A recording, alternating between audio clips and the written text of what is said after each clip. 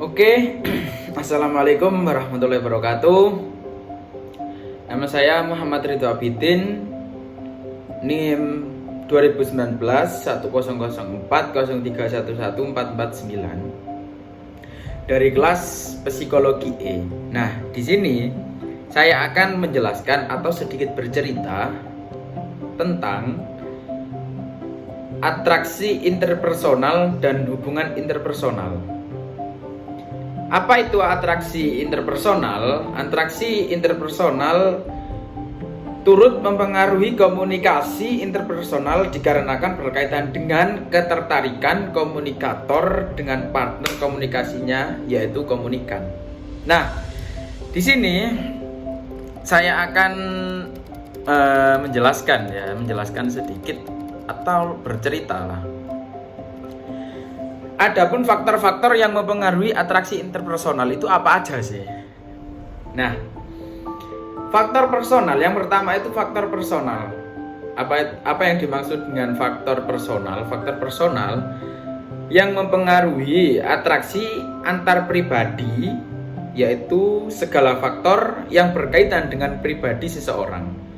Kondisi pribadi seseorang akan memberikan kontribusi yang signifikan terhadap kecenderungan untuk berafiliasi. Adapun faktor personal atau pribadi adalah sebagai berikut. Di sini ada kehangatan pribadi yang pertama. Apa itu kehangatan pribadi? Nah, ini yang agak seru sedikit lah. Kehangatan pribadi itu apabila seseorang menunjukkan sikap positif atau memberikan afeksi pada orang lain seperti memuji orang lain. Itu kalau misalkan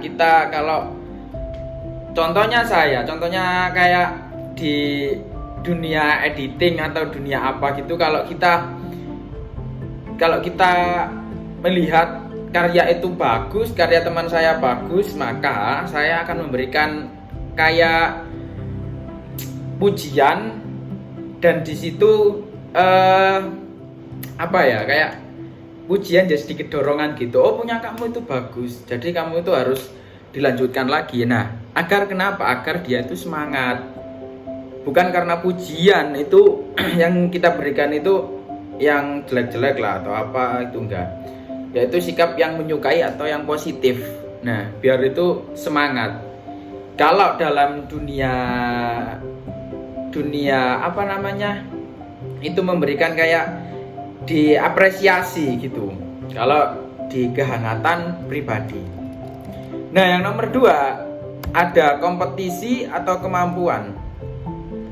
Pada umumnya seseorang menyukai orang lain yang mempunyai keterampilan sosial, cerdas dan atau lebih berhasil daripada dirinya sendiri dalam kehidupan. Intinya, orang yang berkompeten biasanya lebih dihargai untuk diajak menjalin hubungan daripada orang yang tidak berkompeten. Nah, ini kenapa kok bisa gitu? Kompetisi atau kemampuan? Kalau saya di dunia editing itu, misal kalau kita mengajak itu pasti cari teman atau cari partner buat edit itu ya, pastinya itu yang mempunyai keterampilan. Soalnya kalau dia misal nggak punya keterampilan, misal kalau bisa kita jadikan partner juga, tapi kan condongnya itu ntar jatuhnya itu nggak efisien gitu. Maksudnya itu begitu, nggak. Di sini itu kompetisi atau kemampuan itu bisa diajak silaturasa atau bisa diajak atau bisa menghargai. Misal kayak kalau kita ada yang kurang itu harus saling mendorong gitu. Kesamaan karakteristik personal itu yang poin yang selanjutnya, poin yang ketiga. Nah, seseorang cenderung menyukai orang yang sama dalam hal sikap, nilai, minat, latar belakang dan kepribadian. Intinya kesamaan sikap sangat menentukan rasa suka. Nah, semakin sama sikap, semakin besar rasa suka terhadap orang lain. Nah, maksudnya itu begini. Misal kita itu ngedit video. Contohnya kita di objeknya itu pemandangan di sebuah pegunungan. Kalau misalnya kita itu ngedit dengan karakteristik atau dengan kesamaan karakteristik yang sama, itu bisa membangun mood. Nah, ini kenapa kok di poin yang ketiga ini kesamaan karakteristik personal. Nah, di sini itu kalau di dunia editing itu biar sama-sama bisa membangun mood. Nah, membangun mood biar visualisasi yang akan kita sajikan kepada audien atau kepada penonton itu kesannya itu bagus gitu loh, nggak miss. Jadi kalau misal teman saya misal ini ada yang kurang ini, terus saya lihat lagi, ya kayaknya ada yang kurang. Jadi kurangnya itu harus selalu dilengkapi. Nah, kalau kita nggak punya kesamaan karakteristik di dalam bidang atau dalam dunia kita sama partner yang kita ajak itu, maka apa-apa itu nggak enak. Jadi kalau ada apa-apa itu mesti langsung nggak bisa gitu. Nah, itu yang nggak diinginkan banget lah. Kalau menurut saya itu begitu. Kalau di poin yang ketiga. Nah, poin yang selanjutnya di sini, harga diri yang rendah. Kenapa kok ada harga diri yang rendah? Orang yang harga dirinya rendah cenderung untuk berafiliasi atau bergabung dengan orang lain dan makin cenderung responsif menerima kasih sayang dari orang lain. Sering banget saya kayak gitu. Kayak misalnya itu saya beranggapan bahwa diri saya itu nggak bisa. Nah, banyak kan yang kayak gitu. Sebelum kita melakukan itu, kita itu negatif dahulu bahwa yang akan kita lakukan kita itu nggak sanggup. Itu yang dimaksud harga diri yang rendah. Makanya kenapa kok mesti ada motivasi atau apa-apa yang bilang itu jangan sampai kamu bilang itu nggak bisa. Nah, jadi kamu tuh harus positif, nggak boleh negatif atau gimana, itu ya nggak diinginkan lah. Maka kalau kita negatif dulu, maka kita sering gabung ke orang. Misalkan tetap di dunia editing, misalkan aku nggak bisa ini bro, ya udah. Terus yang teman saya yang selanjutnya, ya udah kamu tak ajarin ini. Di situ saya nggak mau, saya mau gabung aja. Kamu lihat, kamu aja loh. Kamu kalau nggak mau, terus temennya bilang kamu kalau nggak mau tak ajarin, terus kamu kapan bisa gitu loh. Maksudnya itu kayak begitu. Tekanan emosional, poin yang selanjutnya, stres. Bila seseorang sedang berada dalam keadaan yang mencemaskan atau sedang mengalami masalah yang cukup berat, atau dengan kata lain sedang mengalami tekanan emosional, stres cenderung akan mengharapkan kehadiran orang lain. Nah, ini yang tidak diinginkan banget.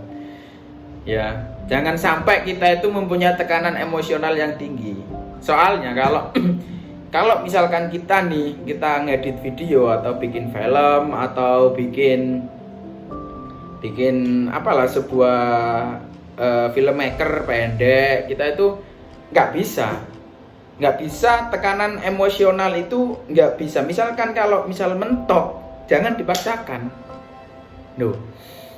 Kenapa kok gitu? Kenapa kok bisa gitu? Iya, soalnya kalau tekanan emosional kita udah mentok, udah tinggi, udah nggak ada, istilahnya itu nggak ada gambaran lain, istilahnya itu nggak ada sama sekali bayangan ini mau dibawa kemana, ini bawa kemana, itu udah mending berhenti dulu, istirahat dulu, ngopi-ngopi dulu, istirahat ya, rehat lah, dikelirin dulu sama santai-santai, nongkrong-nongkrong, terus sambil mikir-mikir, sambil apalah, ntar biar pikiran kita itu terbuka. Nah, Itu bahaya banget soalnya kalau tekanan emosional dalam dunia editing itu nggak bisa. Jadi ya memang kalau kita tekanan emosional kita tinggi, itu mesti mengharapkan teman-teman kita itu datang kayak menghibur lah, inilah ini kita itu butuh hiburan. Makanya itu kan jangan sampai terjadi yang hal-hal yang kayak gitu. Kalau misalkan udah mentok, udah nggak bisa, kapasitas otaknya itu sudah segitu, ya udah nggak usah dipaksakan lagi, ntar malah stres. Nah, ada lagi di sini ada isolasi sosial.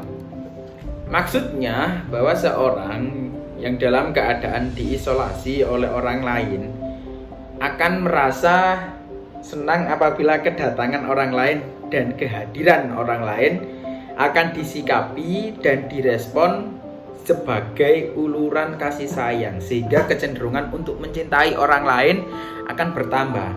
Hal ini mengindikasi bahwa pada dasarnya manusia adalah makhluk sosial yang tidak ingin ditinggalkan sendirian oleh orang lain dalam waktu yang relatif lama. Nah, maksudnya gimana sih? Maksud dari isolasi sosial. Isolasi sosial, kalau diisolasi itu kan berarti kayak diasingkan. Nah, orang yang terasingkan itu mengharapkan teman yang baru, ingin mendapatkan relasi baru. Kalau misalkan saya yang diisolasi sosial sama teman-teman saya, kalau saya diisolasi otomatis saya jenuh, saya butuh teman, entah itu teman lama atau teman baru. Biasanya kalau orang yang udah diisolasi itu cenderung pengen punya teman yang baru, pengen punya yang karakternya itu bisa condong yang karakter yang sama dengan dia gitu. Terus saling bertukar cerita sama orang baru, sama ini, sama itu saling biasanya itu saling berkaitan kalau misalkan dengan karakter yang sama dengan orang yang diisolasi itu. Nah, yang poin selanjutnya ada rasa suka timbal balik. Maknanya adalah bahwa seseorang yang tertarik pada orang lain bergantung kepada apakah terdapat rasa suka timbal balik di antara orang yang berhubungan tersebut. Dalam komunikasi antar pribadi, apabila komunikator memberikan sinyal atau aktualisasi dalam bentuk rasa suka pada komunikan, maka pada gilirannya komunikasi juga akan memberikan sinyal yang sama. Ini yang kadang itu kebanyakan orang, kalau misalkan kebanyakan orang nggak bisa diajak timbal balik.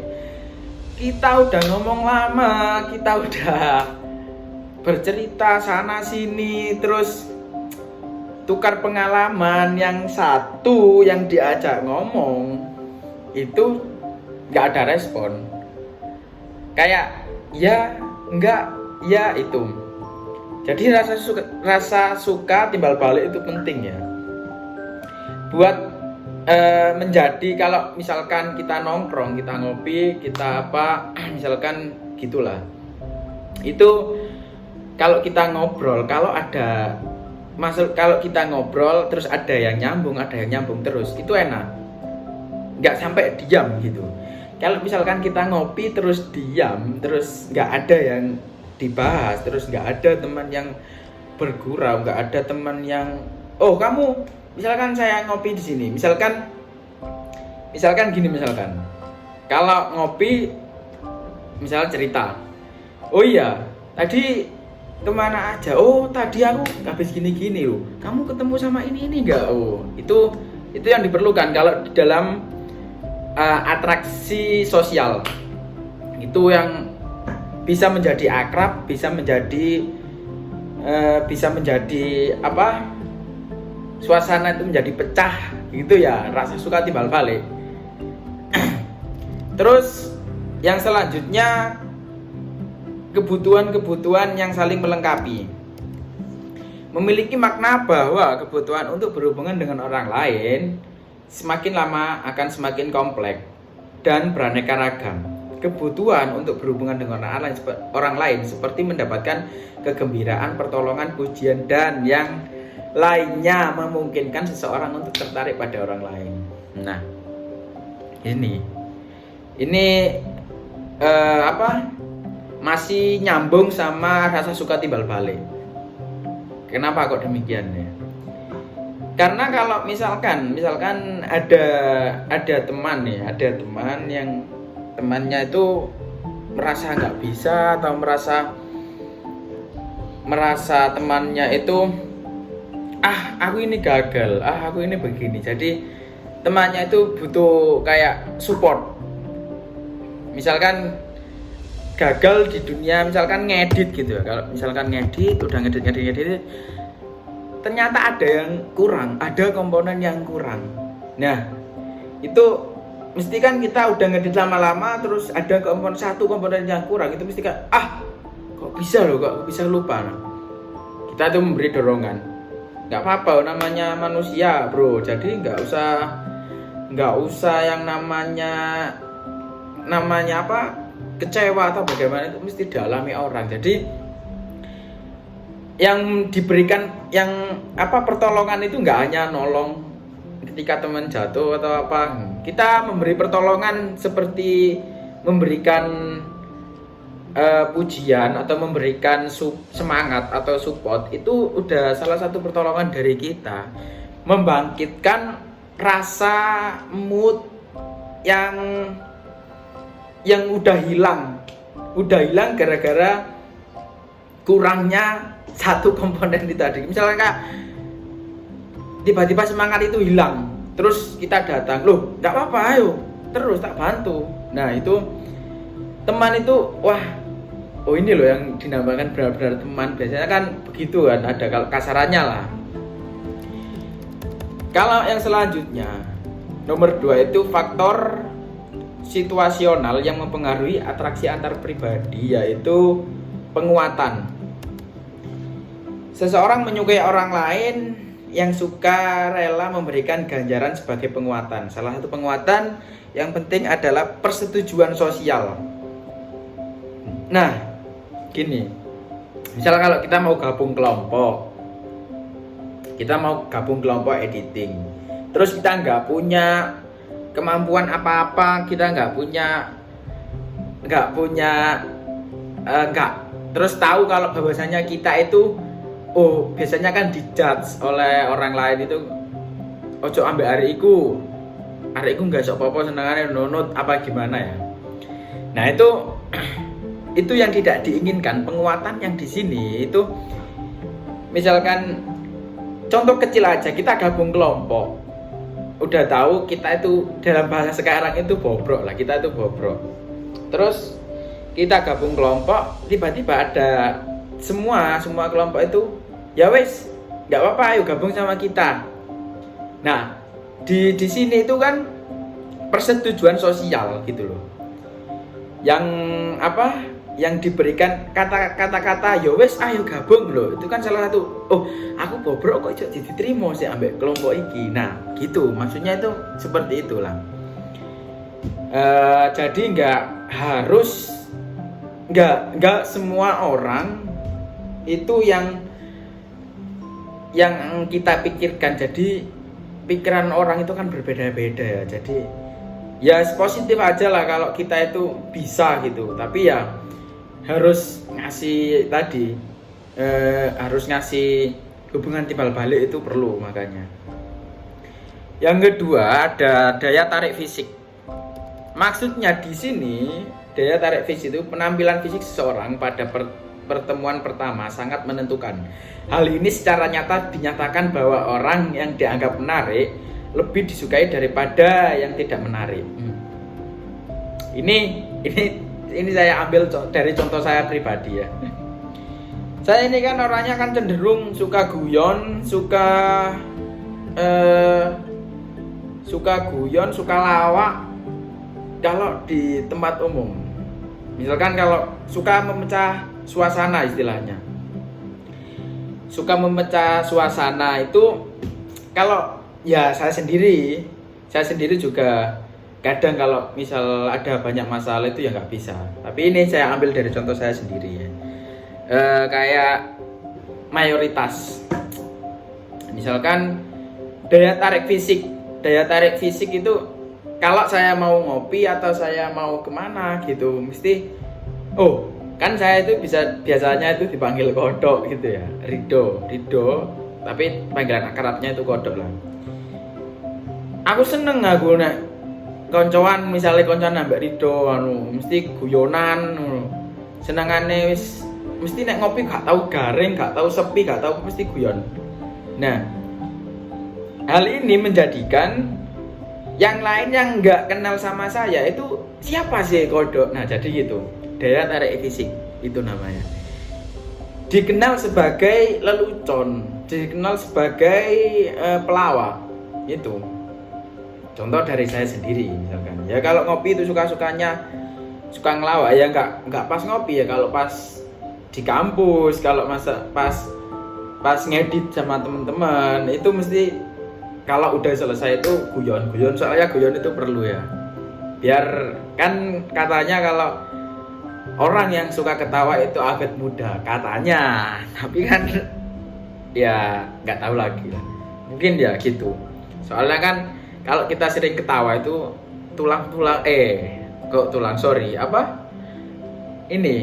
kulit yang keriput itu akan ketarik. Mungkin seperti itu ya.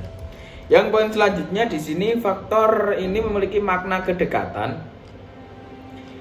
dalam jarak tempat tinggal. Beberapa alasannya diantara lain adalah kedekatan biasanya meningkatkan keakraban. Nah, kedekatan ini contohnya kemarin ini libur corona, terus tiba-tiba yang biasanya di Malang ketemu sama teman-teman di Malang atau di mana gitu, misal udah sering bareng, udah sering kemana-mana bareng, jadi kalau kita jauh mesti itu kayak dikangenin gitu loh, kayak di kodok ini, di nggak tahu ketemu iki kan. Liburan ini kan cukup lama, liburan kemarin itu liburan corona itu berapa bulan, dari bulan 3 sampai sekarang berapa bulan itu, ada 10 bulan kalau nggak 9 atau 10 bulan lah, itu nggak ketemu, apalagi ya nggak pernah ketemu sama sekali. Mesti kalau kita ketemu itu dia nggak tahu ketemu. Nah itu menandakan bahwa meningkatkan keakraban. Itu kalau misal kita baru ketemu, kalau kita care, kalau kita apa gitu kan langsung seperti kita sering guyon itu dikenal gitu loh, kayak iki mesti ngene, iki senengane guyon, iki senengane opo-opo lah. Itu kedekatan itu perlu. Yang selanjutnya sesuatu yang menguntungkan. Apabila interaksi dengan orang lain memberikan keuntungan, maka seseorang akan cenderung untuk berhubungan. Nah, sesuatu yang menguntungkan, kuncinya di situ ya. Apabila interaksi dengan orang lain memberikan keuntungan, maka seseorang akan cenderung untuk berhubungan. Nah, misal kalau kita pernah memberikan sesuatu yang di situ orangnya belum pernah dapat, tapi hal itu yang dia inginkan, itu yang sesuatu yang menguntungkan banget. Itu berat lah. Kalau misalkan gini aja, kita memberikan kalau di dunia editing itu kita memberikan sajian visual dalam sebuah video itu bagus, maka dia akan memberi kepercayaan gitu loh. Kalau editanmu apik iki, enggak.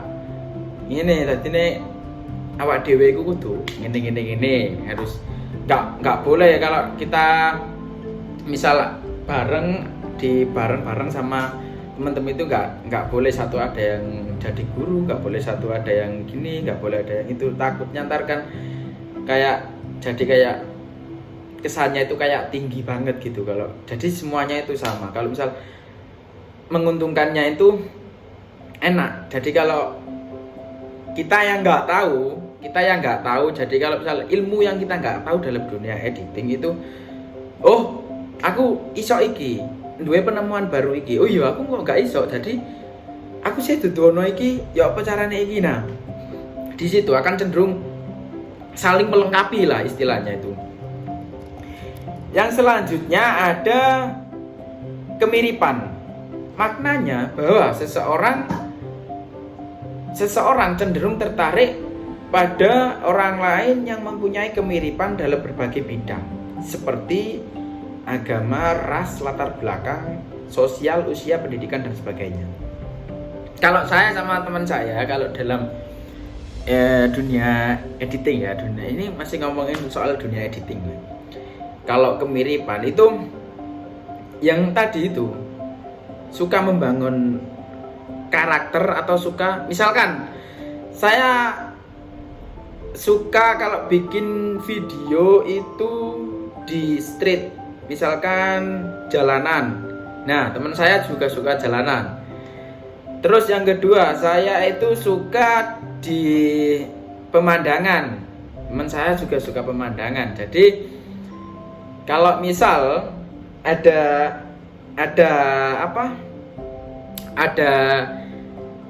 di sini misal kita ngedit sebuah video, terus oh ini aja bro, jadi kene iku kudu ngene, coba nek ngene iki apik tagak. Nah nek misalnya tak kayak ngene iki apik tagak, terus saya oh ya kayak nek ngene iki apik sih. Nah gitu, itu seusia dengan saya, usia seumuran sama kan, seumuran sama saya ya, sama-sama sama-sama ngerti lah. Jadi kemiripan di sini itu kan nggak condong ke apa, jadi kemiripan itu bisa kemiripan di karakternya, bisa kemiripan di apa yang kita miliki itu mesti kayak ya 1-2 itu ada yang mirip lah. Kayak karakternya saya suka footage. Kalau footage itu kayak kita suka footage yang street, jadi teman saya juga suka street. Jadi nggak sampai miss gitu loh, nggak sampai jadi saling melengkapi gitu loh. Kalau kemiripan sama saya sama teman saya, pendidikannya juga mirip. Ya, dari ilmu komunikasi juga. Ya, anak satu jurusan sih sama saya ya. Yang selanjutnya di sini ada apa lagi ya, sebentar. Soalnya ini sambil nyari. Oh, ada hubungan interpersonal. Nah, apa itu hubungan interpersonal? Hubungan interpersonal itu karakteristik kehidupan sosial mewajibkan setiap individu untuk membangun sebuah relasi dengan orang lain. Tadi belum dijelaskan yang menambah banyak relasi. Tadi saya juga sudah mencakup sedikit lah tentang menambah relasi itu ya. Sehingga akan terjalin sebuah ikatan perasaan yang bersifat timbal balik dalam suatu pola hubungan. Menyatakan bahwa hubungan interpersonal dalam arti luas adalah interaksi yang dilakukan oleh seseorang kepada orang lain dalam segala situasi dan dalam semua bidang kehidupan. Nah, kenapa kok gitu ya? Kenapa kok hubungan kenapa kok ada atraksi sosial, kenapa kok ada hubungan interpersonal? Ya itu soalnya satu kesatuan itu. Misalkan kalau hubungan interpersonal ini lebih, kan tadi kalau misalnya kita itu lebih ke teman, jadi kalau hubungan interpersonal itu kayak lebih mencakup ke kekeluargaan gitu. Tapi hubungannya tapi cakupannya itu lebih luas. Jadi kalau misalkan kita ada tim editing di sini di Malang, terus punya teman editing di Surabaya, punya teman editing di Semarang, di Jakarta, di mana aja lah, itu cakupannya lebih luas. Itu makanya kan sehingga akan terjalin sebuah ikatan perasaan yang bisa timbal balik. Nah, di dalam suatu pola hubungan. Komunikasi yang efektif ditandai dengan beberapa unsur, salah satunya adalah terbinanya hubungan interpersonal atau antar pribadi. Mengemukakan bahwa hubungan antar pribadi terbentuk apabila dua orang yang berkomunikasi menjadi saling terikat satu sama lain. Hubungan antar pribadi terjadi apabila dua orang atau lebih yang berkomunikasi, terdapat interaksi dan saling mempengaruhi satu sama lain sehingga hubungannya menjadi akrab dan menyenangkan. Nah, itu.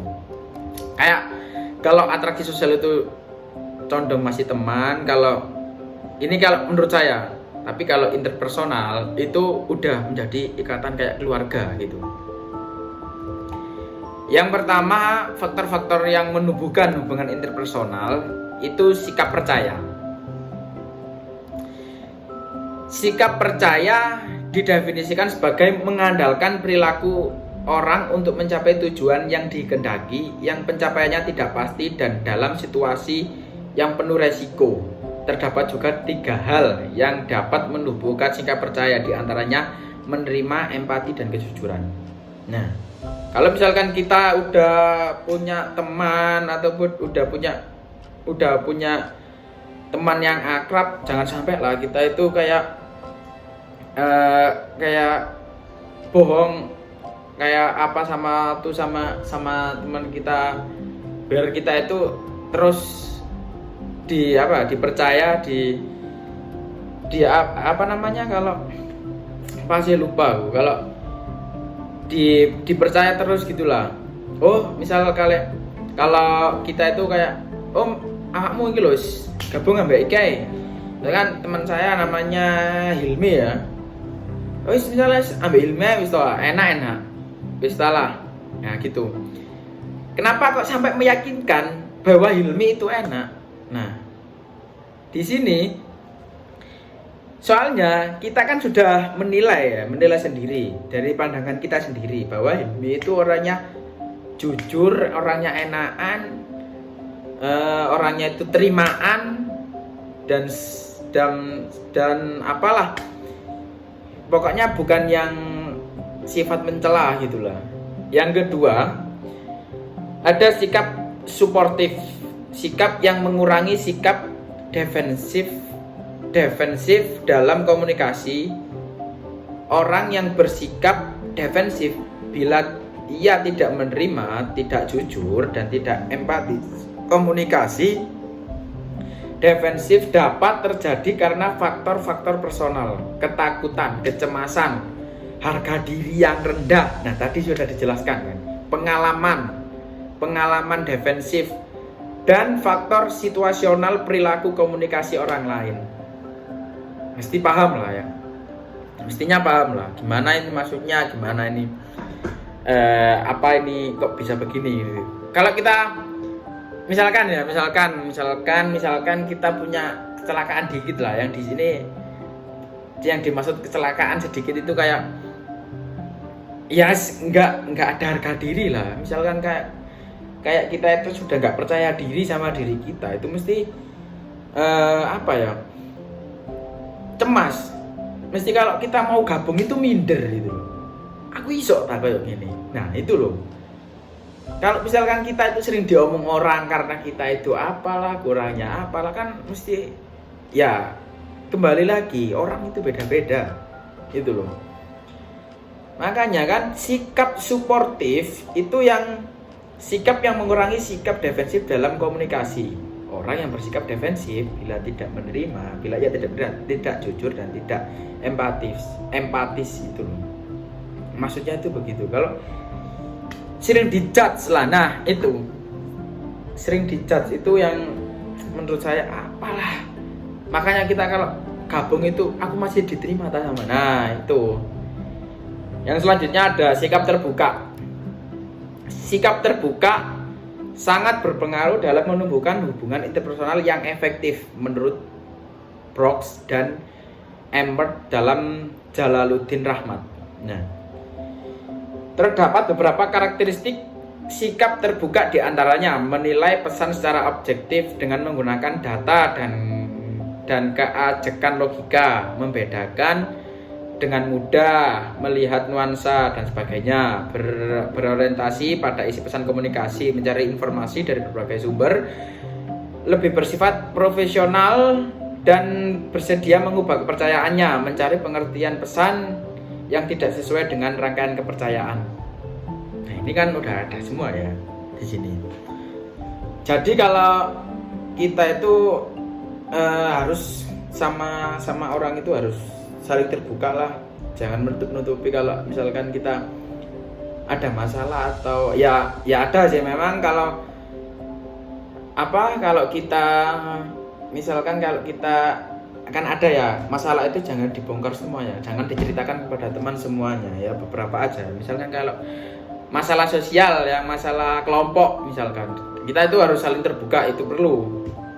Nah, kalau kita nggak terbuka dengan satu sama lain, dengan seseorang atau dengan teman yang lain, itu nggak akan bisa. Itu sifat terbuka itu perlu. Jadi kita itu kalau misalkan kalau pertemanan itu nggak udah saling menutup, nggak usah kayak oh aku ingin ini, nggak usah. Jadi apa yang kita miliki kita guyon itu ya udah, karakter kita guyon, jadi ya nggak usah malu. Soalnya jaga image sama jaga harga diri itu beda. Kalau saya mending jaga diri daripada jaga image. Nah, yang poin selanjutnya ada indikator hubungan interpersonal. Untuk mengenali lebih jauh tentang karakteristik hubungan interpersonal, nah, mengemukakan beberapa ciri atau indikator mengenai hubungan interpersonal sebagai berikut. Mengenal secara dekat, saling memerlukan, pola hubungan antar pribadi dan kerjasama. Nah, ini satu kesatuan semua. Mengenal secara dekat itu maksudnya kita itu kalau udah punya teman baru itu usahakan diraketi gitu loh, tahu lebih dalam anaknya itu seperti apa, Nah, saling memerlukan itu juga perlu. Kayak misal dia perlu apa itu ya kita kasih. Kalau saya perlu apa ya biar ada hubungan ini, ada hubungan timbal baliknya itu loh. Aku perlu ini bro, oh ya wis gak apa, tak selangi sih. Kalau misal dia perlu ya tak kasih. Itulah pola hubungan antar pribadi. Jadi kita itu biar bisa kerjasama sama tim itu perlu, nggak mandiri. Soalnya ya ada kalanya kita butuh waktu untuk sendiri, itu perlu. Kerjasama itu juga perlu, ya bukan juga perlu banget itu kalau kerjasama. Soalnya kita itu di dunia itu kan kita makhluk sosial ya, jadi kita nggak bisa hidup sendiri. Jadi kita itu butuh yang namanya raket, merangkul satu sama lain. Nah, jadi kesimpulannya di sini itu dari atraksi sosial dan hubungan interpersonal, kesimpulannya itu kita itu perlu membangun keluarga atau perlu membangun dalam dunia pertemanan itu yang harmonis, tidak ada pertikaian, tidak ada musuh-musuhan, itu tidak ada ya. Jadi kalau misalkan kita itu harus memberikan kualitas pada diri kita yang baik dan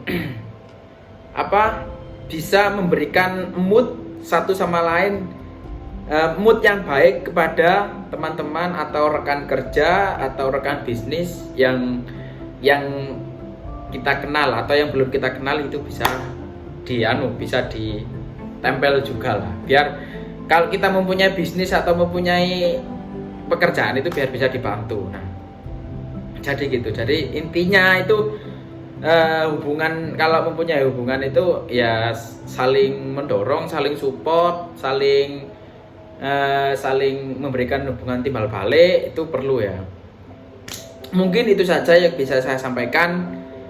Apabila ada salah kata dalam penyampaian saya barusan, saya mohon maaf sebesar-besarnya. Wabillahi taufik wal hidayah. Wassalamualaikum warahmatullahi wabarakatuh.